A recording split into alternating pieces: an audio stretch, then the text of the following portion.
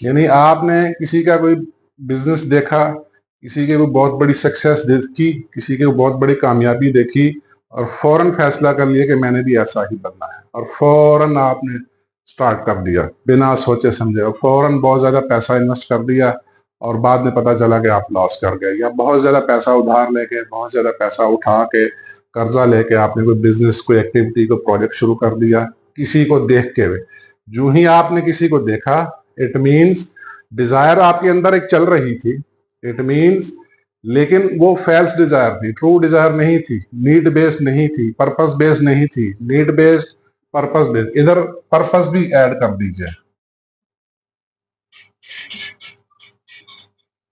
आपकी चूंकि वो फॉल्स डिजायर थी, फॉल्स डिजायर के साथ ग्रीड और लस्ट जुड़ा होता है, इसके साथ अनकंट्रोल्ड इमोशंस होते हैं। आपने गलत फैसला करके वो बहुत बड़ा बिजनेस खड़ा करने की कोशिश की और पता चला आप खुद ही कोलैप्स हो गए, पता चला अगले 10 साल आप उठ नहीं पाए।